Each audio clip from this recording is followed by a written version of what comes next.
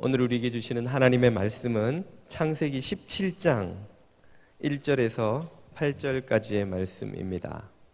아브라함이 99세 때 여호와께서 아브라함에게 나타나서 그에게 이르시되 나는 전능한 하나님이라. 너는 내 앞에서 행하여 완전하라.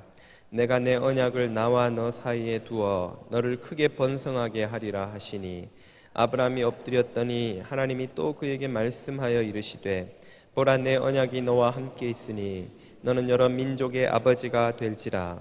이제 후로는 내 이름을 아브라함이라 하지 아니하고 아브라함이라 하리니, 이는 내가 너를 여러 민족의 아버지가 되게 함이니라. 내가 너로 심히 번성하게 하리니 내가 내게서 민족들이 나게 하며 왕들이 내게로부터 나오리라. 내가 내 언약을 나와 너 및 내 대대 후손 사이에 세워서 영원한 언약을 삼고 너와 내 후손의 하나님이 되리라.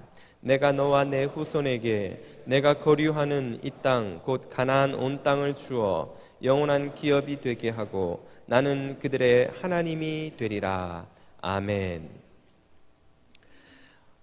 먼저 이런 말씀을 드리게 되어 권사님들께 양해의 말씀을 부탁드립니다. 어제 설교 준비를 하다가 잠이 들었는데 우리 교회 한 권사님이 꿈에 나타나셔서 제게 말을 거시는 겁니다. 권사님이 가까이 오시더니 하시는 말씀이, 목사님, 우리 할머니들이 다 발발 떨어요. 아니, 왜 권사님들이 떨고 계십니까? 죽으면 천국 못 갈까 봐 발발 떨어요. 그러시는 겁니다. 잠에서 깼는데도 이 짧은 대화가 제 머릿속을 떠나지 않고 맴돌았습니다. 제게는 이 꿈속의 대화가 이 설교를 향한 하나님의 계시처럼 들렸습니다. 꿈속의 대화였지만 제게 조금은 충격이었던 것이, 늘 구원에 대해서 배우는 우리들이 왜 천국 못 갈까 봐 떨어야 하는가 하는 생각이 들었기 때문입니다. 그런데 좀 더 곰곰이 생각을 해보니 이해 못할 바도 아니었습니다. 우리는 보이지 않는 하나님의 약속보다 눈에 보이는 현실이 더 생생하게 다가오는 존재들이 아닙니까? 그래서 약속을 듣고도 또다시 현실에 나의 연약함, 부족함, 신실치 못함을 바라보면 하나님의 구원의 약속에 대한 의심이 생기기도 하는 것입니다. 어디 어르신들만 그렇겠습니까? 생각을 해보면 젊은이들도 어르신들만큼 죽음에 대해서 깊이 생각하지 않을 뿐이지 하나님의 은혜와 그분의 구원에 대해서 수시로 의심을 갖는 것이 사실 아닌가 하는 생각이 들었습니다. 우리는 수시로 신앙과 불신앙의 경계선을 널뛰듯 왔다 갔다 하는 존재들입니다. 오늘 확신을 가졌다가도 내일 또 의심이 듭니다. 오늘 은혜 받고 감격했다가도 잠시 후 또 죄에 넘어지고 자신에게 실망하고, 그리고 나를 향한 하나님의 사랑이 의심이 되는 것이 우리들입니다. 그런 우리들이 어떻게 하나님의 변함없는 사랑과 신실한 동행하심과 그리고 마지막 심판에서의 완전한 구원을 조금의 의심도 없이 확신할 수 있을까요? 그리고 확신할 수 있다면 도대체 무엇 때문에 우리가 그렇게 할 수 있는 것일까요? 우리는 오늘 본문의 주인공인 아브라함을 통해서 바로 그 답을 얻어보려고 합니다. 오늘 읽은 창세기 17장은 하나님이 아브라함에게 나타나셔서 언약을 맺으시는 장면입니다.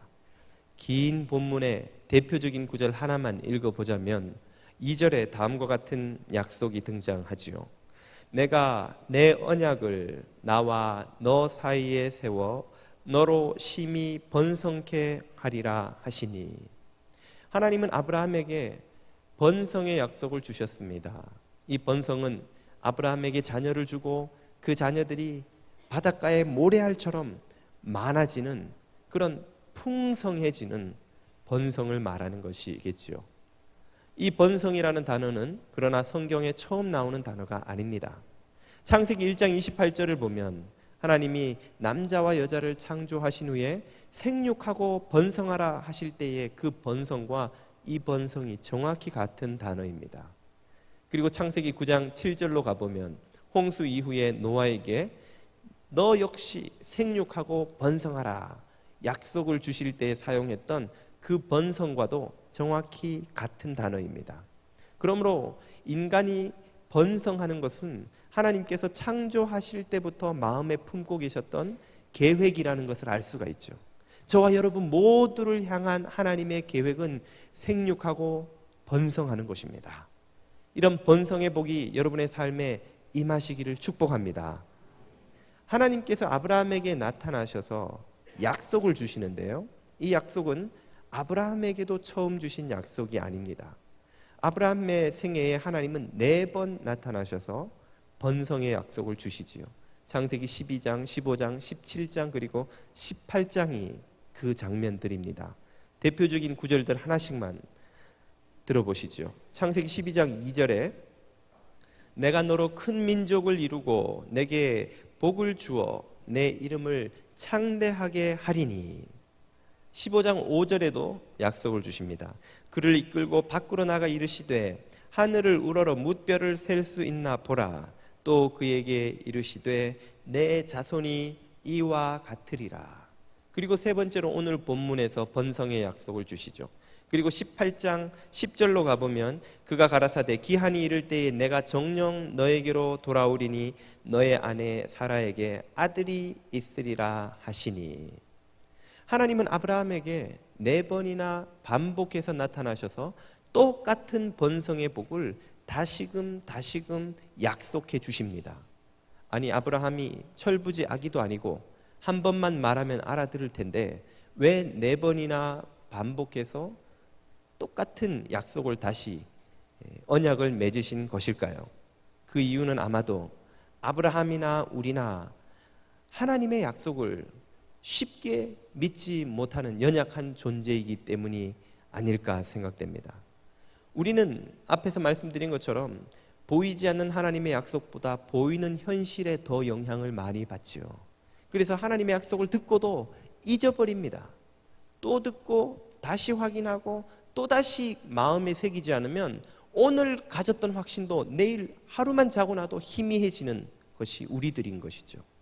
그래서 전에도 말씀드렸지만 마틴 루터는 갈라디아서 주석에서 교회는 갈라디아서를 가르치고 또 가르치고 다시 가르치고 또 다시 가르쳐야 한다라고 강조했던 이유도 아마 그와 같은 이유 때문이라 생각합니다.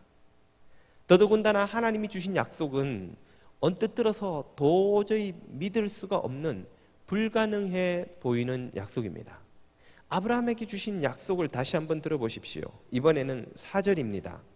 내가 너와 내 언약을 세우니 너는 열국의 아비가 될지라. 하나님이 주신 약속은 아브라함의 후손이 수많은 민족을 이루어서 수많은 나라의 백성이 된다는 말씀이죠. 그런데 이것이 아브라함에게 얼마나 공허하게 들렸을지 한번 생각을 해보십시오. 아브라함이 처음 부름을 받았을 75세 때라면 혹시 그때도 쉽지는 않은 일이지만 믿어볼만 했을지 모르겠습니다. 그러나 약속을 받고 벌써 24년이 지났습니다. 24년 동안 아무 일도 일어나지 않았습니다. 그동안 아브라함의 나이는 99세가 되었습니다. 내 몸은 내가 잘 아는데 내 몸으로는 아기를 가질 수 없습니다. 아브라함은 현실을 알았던 거예요. 게다가 아브라함의 아내는 어떻습니까? 사라. 이 할머니는 90세입니다. 90세. 자녀가 있었다면 손녀라고 해도 생리가 끊어졌을 나이인 할머니와 이 할아버지 사이에서 도대체 무슨 일이 일어날 수 있단 말입니까? 하늘을 봐야 별을 따지요. 손도 안 잡고 지낸 지가 20년이 지났는데 그 할머니하고 리얼한 표현이 나올 뻔했군요. 여러분이 상상하십시오. 그 할머니하고 이 할아버지 사이에서 도대체 무슨 일이 일어날 수 있단 말입니까? 하나님의 약속이 너무나 공허하게 들리는 거예요. 못 믿을 것처럼 들리는 겁니다. 그래서 실제로 아브라함은 하나님의 약속을 의심했습니다. 하나님의 약속을 들은 아브라함의 반응을 본문 17절과 18절에서 한번 보십시오. 아브라함이 엎드려 웃으며 웃었다. 이걸 전문 용어로 어이가 없다 이렇게 표현하는 거죠. 아브라함이 듣고 보니까 어이가 없는 거예요. 웃음이 나오는 거예요. 그래서 입으로 말하면 불경스러워질까 봐 심중에 이르되 혼자 속으로 이르기를 100세 된 사람이 어찌 자식을 낳을까? 사라는 99세니 어찌 생산하리요 하고 안 된다고 이미 결론을 내린 것이죠. 안 되는 일을 지금 하나님은 된다고 말씀하시는 겁니다. 그래서 아브라함은 하나님께 훈수를 둡니다. 하나님, 정신 차리세요. 꿈에서 깨세요. 현실을 알려드릴 테니까 제가 가르쳐드리는 이 차선책을 주의 깊게 들어보세요 하고 18절에서 제안을 하죠. 그 제안이 아브라함이 이에 하나님께 고하되 이스마엘이나 하나님 앞에 살기를 원하나이다. 서자지만 이미 태어난 이스마엘이나 살려주셔서 상속자로 삼아 주십시오. 지금 이 나이에 무슨 적자로 아들을 또 제가 얻을 수 있단 말입니까? 하고 하나님께 차선책을 가르쳐 드리는 거예요. 훈수를 두는 겁니다. 제안을 하는 것이죠. 하나님이 우리에게 주신 약속도 곰곰이 생각해 보면 아브라함이 믿을 수 없었던 그 약속보다 조금도 덜하지 않습니다. 하나님이 저와 여러분의 죄를 그냥 용서해 주신대요. 우리가 아무것도 하지 않았는데, 우리가 수도 없이 그분을 실망시키는데 우리를 떠나지 않으시고 실망하지 않으시고 우리와 늘 동행하신답니다. 금방 결단하고 돌아서서 싸우고 죄짓고 속이고 음란하고 빼앗고 자기 것 챙기는 이 인간을 하나님이 변함없이 사랑하신답니다. 그리고 별로 나아지는 것 같지도 않은 나를 영원한 심판으로부터 이런 반구 죄를 묻지 않으시고 건져주신답니다. 이 약속이 여러분 선뜻 믿어지십니까? 곰곰이 앉아 생각해 보면 믿을 수가 없는 약속인 거예요.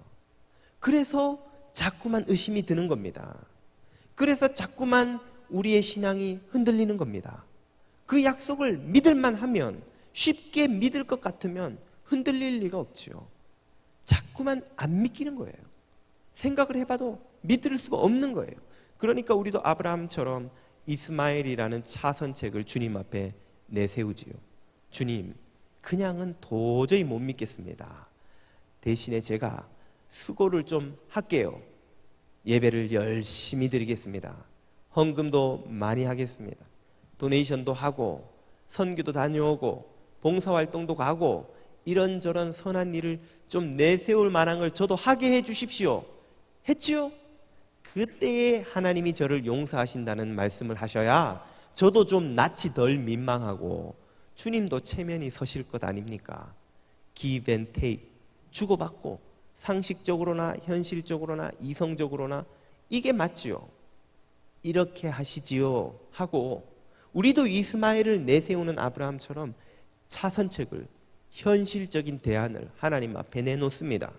하나님의 약속은 너무나 비현실적으로 들리는 거예요. 이 죄인을 주님이 그냥 용서하신다니요. 이 많은 죄를 주님이 그냥 씻어주신다니요. 믿어지지 않는 것이죠. 한마디로 말해서 이것은 불신앙입니다. 아브라함이 하나님의 약속을 못 믿었듯이 우리도 하나님의 약속을 신뢰하지 못하고 의심에 사로잡히고 걱정하고 염려하고 하는 모든 것은 불신앙이지요. 이런 불신앙을 하나님은 어떻게 대하십니까? 이런 불신앙을 가지고 신앙과 불신앙 사이를 널뛰듯 하는 우리들을 하나님은 포기해 버리시지 않으실까요? 아브라함을 대하는 하나님의 모습을 보면 그 답을 알 수 있습니다. 아브라함이 이렇게 속으로 웃으며 하나님께 불신앙을 드러내었을 때 하나님이 그에게 무엇이라고 말씀하십니까? 19절을 보십시오. 하나님이 가라사대 아니라 아니라. 어디서 예배하나요? 밖이 아니고 아니라. 이해 못하셨으면 그냥 넘어가십시오. 아니라 아니라는 거예요. 그리고 말씀하시기를 내 안에 사라가 정령은 반드시 끝끝내 정말로 너희에게 아들을 낳으리니 너는 그의 이름을 이삭이라 하라. 내가 그와 내 언약을 세우리니 그의 후손에게 언제까지 지속되는 영원히 지속되는 언약이 되리라. 이 말은 내가 너에게 한 약속을 캔슬하지 않겠다는 거예요. 취소하지 않겠다는 겁니다. 계약을 파기하시지 않겠다는 거예요. 너는 안 믿어? 그러나 나는 신실한. 너는 의심해? 그러나 나는 내 말을 이루리라. 너는 못 믿어? 그래도 나는 끝까지 내가 한 계약을 지키리라 하고 선포하시는 것입니다. 아니, 하나님의 반응은 정말 이상한 것이죠. 원래 계약이라는 것이 쌍방의 의무를 전제로 하는 것입니다. 물건을 보내주면 대금을 지급하겠습니다. 물건이 와야 돈을 보내지요. 어떤 바보 같은 비즈니스맨이 물건도 안 받고 대금을 줘버립니까? 물건 못 보내겠다 그러는데 대금을 줘버리나요? 약속은 약속이니까 물건은 못 받았지만 돈은 드릴게요. 그렇게 돈을 주는 비즈니스맨이 어디 있습니까? 그런데 하나님은 지금 아브라함이 못 믿는데, 아브라함이 신실치 않은데, 아브라함이 그 약속을 의심하고 있는데 하나님은 변함없이 당신의 약속한 대로 약속을 이루시겠다는 거예요. 왜 하나님은 그렇게 하시는 것일까요? 그 비밀은 하나님이 우리와 맺으신 이 계약, 언약의 독특성에 있습니다. 어떤 점에서 독특합니까? 모든 계약은 대등한 쌍방이 상호 간의 의무를 수행한다는 걸 전제로 맺어집니다. 그런데 하나님이 우리와 맺으신 이 계약은 상호 간에 대등한 쌍방이 맺는 계약이 아닙니다. 그리고 그 사이에 맺어진 조건도 대등한 의무를 기록한 계약도 아닙니다. 완전히 일방적인 일방통행의 원웨이 계약이라는 것이죠. 그 사실을 우리는 오늘 읽은 본문에서 알 수가 있는데요. 오늘 읽은 본문 1절에서 8절은 하나님과 아브라함 사이의 계약서 내용입니다. 계약서란 A는 B에게 다음과 같이 한다, B는 A에게 다음과 같이 한다는 상호 의무를 기록하고 있죠. 그리고 계약 당사자가 누구이며 이 계약이 무슨 계약인지를 그 계약서는 밝히고 있죠. 오늘 성경에서 하나님이 작성하신 계약서가 어떻게 생겼는지 한번 들어보십시오. 본문 2절부터 보시면 내가 내 언약을 나와 너 사이에 세워 너로 심히 번성케 하리라 하셨는데, 여기서 놀라운 것은 계약을 맺는 주체가 나와 너가 아닙니다. 계약이란 원래 쌍방이 있어야 되는 것 아닙니까? 내가 너와 계약을 맺는다가 아니에요. 내가 계약을 맺는다는 거예요. 누구의 계약입니까? 나와 너 우리의 계약이 아니고 내 계약을 맺는다예요. 그리고 A가 B에게 해야 한다는 의무 조항만 가득합니다. 내가 너에게 이렇게 해 주리라 약속하시죠. 계속해서 4절도 보십시오. 또 역시 우리가 아니라 내가, 너와 우리의 계약이 아니라 나의 언약을 세우니, 그리고 내가 너에게 이것을 해주리라, 열국의 아비가 되게 하리라. 6절로 또 가보십시오. 내가 너로 심히 번성케 하리니, 내가 너에게 해줄 것은 다음과 같은 것이다. 7절, 내가 나의 언약을 나와 너와 너의 대대 후손 사이에 세워. 역시 계약의 주체는 나입니다. 그 계약은 하나님의 계약이지 아브라함의 계약이 아닙니다. 8절, 내가 너와 내 후손에게 너의 우거하는 이 땅 곧 가나안 일경으로 주리라. A가 B에게 줄 의무를 밝히고 있습니다. 계약 끝. 이런 계약이 어디 있습니까? A는 B에게 다음과 같은 것을 한다. 끝. 이 계약은 처음부터 대등한 쌍방이 맺은 계약이 아닙니다. 처음부터 이 계약은 하나님께서 일방적으로 맺는 계약입니다. 왜입니까? 그 계약 당사자인 아브라함이, 그리고 그 계약의 상대인 우리가 처음부터 하나님과 계약을 맺을 수 있는 능력도 자격도 의지도 없었기 때문입니다. 우리는 그분하고 계약을 맺을 관계가 아닙니다. 우리는 그분과 맺은 이 계약의 조건들을 수행할 능력이 없습니다. 우리는 그분과 계약을 맺어야 하는지도 몰랐고 계약을 맺을 생각도 없습니다. 아예 처음부터 거룩한 삶으로 하나님을 기쁘시게 하겠다는 의지 자체가 우리 안에 없었습니다. 그런데 하나님은 아브라함을 찾아오셨어. 일방적으로 아브라함을 택하시고 부르시고 계약 맺고 나는 아브라함에게 다음과 같이 하리라 막 쓰고 사인해버리시는 거예요. 너도 사인해라. 안 한다 그래도 해. 네가 안 해도 나는 할 거야. 그리고 우기시는 거예요. 그리고 아브라함은 이제 그만 좀 나타나시지. 또 나타나셔가지고 내가 너한테 아들을 주리라. 에이 무슨 아들은 그냥 이스마엘이나. 아니야 나는 줄 거야. 주고 말 거야. 너는 받게 될 거야. 계속해서 아브라함에게 선포하시는 거예요. 푸시하시는 거예요. 외치시는 거예요. 아브라함은 아들 생각도 안 하는데, 포기했는데 벌써 그 아들에 대한 어떤 희망도 없는데 하나님은 아니야 너는 아들을 갖게 될 거야. 그 아들이 바닷가의 모래알처럼 많게 되고 하늘의 별처럼 많게 될 거야. 네가 몰라도, 네가 의지가 없어도, 네가 할 능력이 없어도 내가 알고 있고 내가 할 거고 내게 그 능력이 있으니 할 거다. 그리고 외치시는 거예요. 일방적인 은혜의 계약인 것입니다. 그러므로 아브라함이 하나님 앞에 신실치 않아도 그것은 계약 파기의 이유가 될 수 없는 거예요. 처음부터 아브라함의 신실함은 계약의 성립 근거가 아니었습니다. 이 계약의 성립 근거도, 이 계약이 성취되는 근거도 아브라함의 신실함이 아니라 하나님의 신실함이었던 것이죠. 하나님이 당신의 신실함을 걸고 이 계약을 맺으신 것입니다. 그렇기 때문에 우리들의 연약함에도 불구하고 하나님은 우리와 맺은 계약을 파기하지 않으시는 것이죠. 이 계약의 모습을 예수 그리스도께서는 당신의 비유 속에서 아주 잘 보여주셨습니다. 예수님이 들려주신 비유 중에 포도원 주인의 비유가 있죠. 한 포도원 주인이 아침 9시에 인력시장에 나가 일꾼들을 데려다가 내가 한 데나리온, 하루 1일 품삯입니다. 계약하고 너희들을 데려갈 테니 포도원에 들어가 일해라. 일꾼들이 한 데나리온 약속받고 들어갔습니다. 그런데 그 주인이 아침 11시에도 나가더니 1시에도 3시에도 심지어 5시에도 나가더니 일꾼들을 또 데리고 오는 거예요. 자네들은 왜 여기 섰는가? 아무도 우리를 데려가는 사람이 없어서 그러면 내 포도원에 들어가게 내가 상당하게 주리라고 말합니다. 그 말은 내가 알아서 주리라 이 말이죠. 그런데 그 일꾼들이 아무도 일꾼을 부르려면 얼마 주겠다는 걸 확실히 정하셔야지 알아서 주리라가 뭡니까? 하고 불평하지 않습니다. 왜요? 그 일꾼들은 그 주인에게 부름 받는 것 자체가 기적이니까요. 일어날 수 없는 은혜니까요. 6시에 일 끝나는데 5시에 데리고 가서 무슨 일을 시키겠다는 겁니까? 차에 태우고 가서 삽 나눠주고 어디 가라고 설명하고 들여보내면 5시 45분.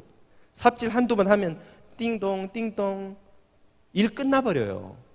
그런 일꾼들 데려가가지고 주인이 도대체 무슨 이익을 볼 게 있습니까? 게다가 그 일꾼들에게 주인이 묻지요. 자네들은 왜 아직도 여기 섰는가? 아무도 우리를 데려가는 주인이 없어서요. 그렇다면 그 일꾼들이 어떤 사람들이란 말입니까? 장애가 있거나 너무 늙었거나 너무 어리거나 무언가 다른 주인들로부터는 선택받을 자격이 없는, 조건이 없는 사람들이란 이야기예요. 근데 그 사람들이 3시에 왔을 때는 분명히 없었는데 5시에 와보니까 있어요. 그 말은 뭡니까? 게으르기까지 하다는 이야기예요. 오후 4시, 5시 돼서 일터에, 인력시장에 나왔다는 이야기입니다. 왜 나왔어요? 왜 나왔을까요? 집에 있어봐야 어차피 굶고 골문 배를 안고 자는 건 똑같으니까 나온 거예요. 그런데 주인은 그러면 왜 그런 일꾼들을 픽업해서 데리고 갑니까? 그냥 놔두면 굶은 채로 또다시 잠들 것이 틀림없기 때문입니다. 그 사람들에게 얼마라도 쥐어서 보내려고 부르는 거예요. 그렇기 때문에 그 일꾼들이 차 타고 가면서도 내가 알아서 주리라 하는 주인의 말에 아무 소리 안 하는 겁니다. 아니, 아무 소리 못 하는 거죠. 뭐 내세울 게 있어야 얼마로 합시다라고 계약을 하죠. 이것이 바로 하나님이 우리와 계약 맺으실 때에 하나님과 우리 사이의 관계인 거예요. 하나님은 처음부터 계약 맺을 때 주님, 저도 의무가 있겠습니다. 이렇게 할게요. 웃으십니다. 하나님이 네가 하는 것으로 내가 무엇 얻을 것이 있겠느냐? 내가 너와 계약 맺는 이유는 너에게 뭘 얻어내려고 하는 것이 아니다. 내가 너에게 복 주려고 하는 것이다. 내가 너를 번성케 하기 위해 창조했고 그 번성의 복을 지금 주려고 너와 계약 맺는 것이다. 너는 신실할 수도 있고 아닐 수도 있지만 틀림없이 신실함과 거리가 멀지만 나는 무조건 너에게 신실하리라 하고 맺는 계약인 것입니다. 이유가 없는 거예요. 우리를 그냥 자격도 능력도 의지도 없는데 우리를 불러서 계약을 맺으시는 것이죠. 그러므로 우리들의 불신실함에도 불구하고 하나님은 당신의 계약을 파기하시지 않는 분인 줄 믿습니다. 그러므로 우리들의 불신실함에도 불구하고 하나님은 변함없이 신실한 분인 줄 믿습니다. 하나님의 이 신실하심을 신뢰하실 수 있기를 축복합니다. 여러분 마음속에 하나님의 이 신실함에 대한 굳은 믿음이 있으시기를 축복합니다. 하나님께서 물론 우리에게 요구하시는 것도 있습니다. 계약서를 다 써놓고 밑에 PS, 각주, 추가 해놓고는 한마디 덧붙이시죠. 너도 할 일이 물론 있다. 예? 그게 뭔가요? 아브라함에게 9절부터 10절에 이렇게 말씀하십니다. 하나님이 또 아브라함에게 이르시되 그런즉 너는 내 언약을 지키고 내 후손도 대대로 지키라. 뭘 지키라는 말씀인가요? 10절 너희 중 남자는 다 할례를 받으라. 이것이 나와 너희와 너희 후손 사이에 지킬 내 언약이니라. 하나님은 아브라함에게 할례를 요구하셨습니다. 이것이 모세 시대에 가면 십계명과 같은 율법으로 확장되죠. 그리고 신약 시대에 오면 사도 바울은 이 할례가 곧 세례와 같은 것이라고 선언합니다. 골로새서 2장 11절에 사도 바울의 선포를 보십시오. 또 그 안에서 너희가 손으로 하지 아니한 할례를 받았으니 곧 육의 몸을 벗는 것이요 그리스도의 할례, 영의 할례니라. 그 영의 할례가 무엇입니까? 12절 너희가 세례로 그리스도와 함께 장사되고 세례를 통해서 그리스도와 함께 장사되고 또 죽은 자 가운데서 그를 일으키신 하나님의 역사를 믿음으로 말미암아 그 안에서 함께 일으키심을 받았느니라.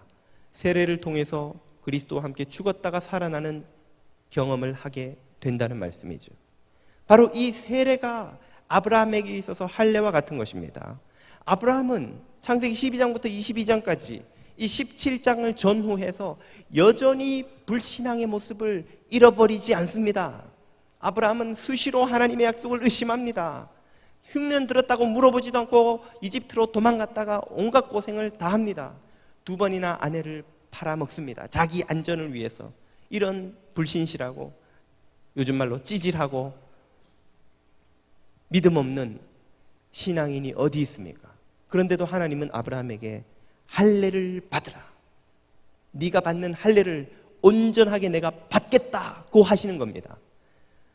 창세기 15장 5절에서는 아브라함이 하나님의 말씀을 믿으니 이것을 그의 의로 여기셨고 17장에서는 아브라함이 순종하여 할례를 받으니 표현이 나오진 않지만 하나님은 그 할례를 온전한 믿음의 행위로 받으신 것입니다.